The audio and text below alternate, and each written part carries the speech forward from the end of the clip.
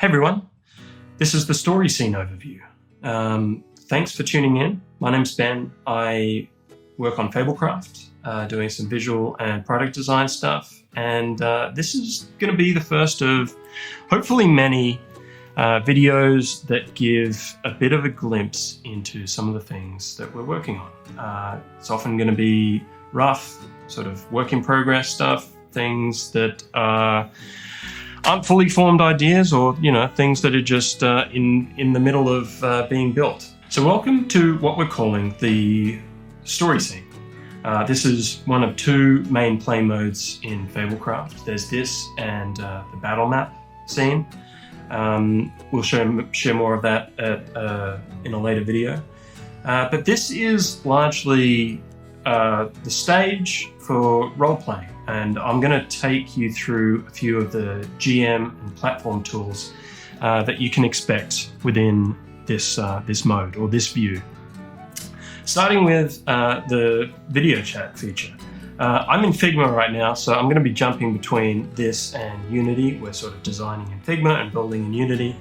Yeah, I'm sort of prototyping some things here, and there's this video chat functionality that's going to be largely omnipresent no matter where you are within the Fablecraft experience.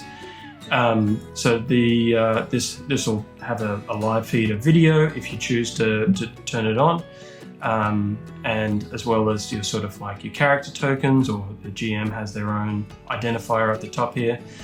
You can bring up some contextual information by hovering over the video portraits, bringing up things like health and later stamina, but it's sort of like the players' names and the characters' names, and some tools to be able to sort of manipulate the sort of particular view of that video. And standard video chat functions like being able to turn on and off your microphone and camera. So I've jumped over to a development build here.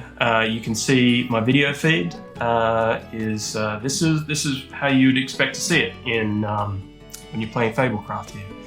I am the only one in this campaign, all by myself, but if I had friends or invited some players, you could see them stacked underneath me here. So I'm the GM of this campaign right now, which means I've got at my disposal some nifty tools that I'm about to show you that can help you sort of like set the stage for role-playing in Mythos, including the game log, which is a sort of play history, as well as text chat, our actions panel, the scene tools, characters, and a jukebox.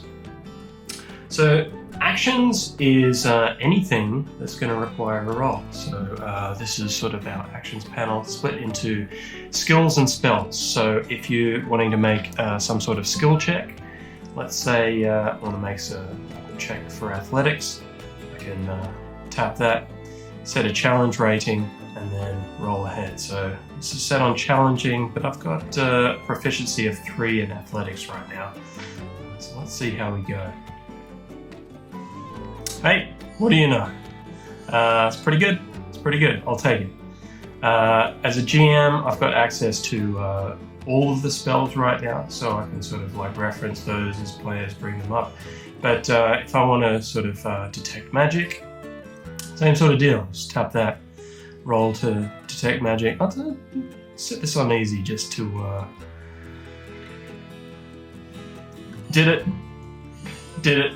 There you go. Okay. On to the scene. So right now we've got this lovely background of the temple, the ruined temple exterior by the very talented Anthony Avon.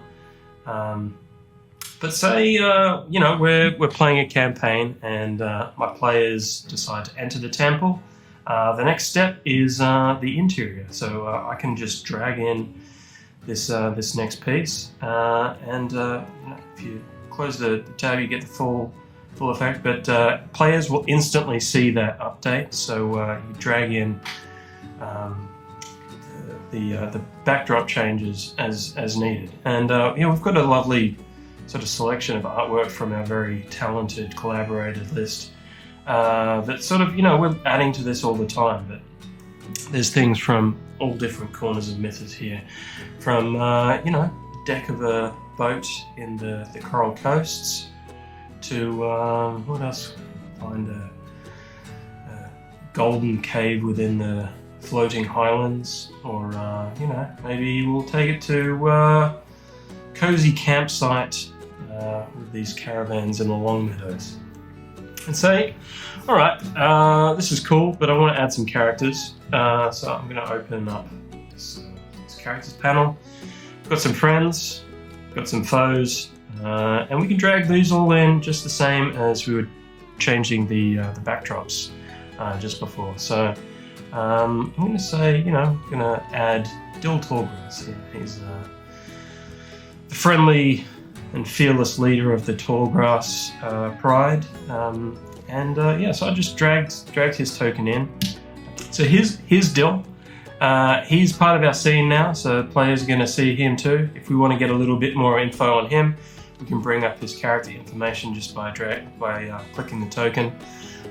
This is very work in progress. You can see a lot of empty fields here, but you know, this is where you might expect to find sort of like a character sheet style of information panel here. If we want to get a better look at Dill, we can sort of tap into that and say, "G'day, Dill."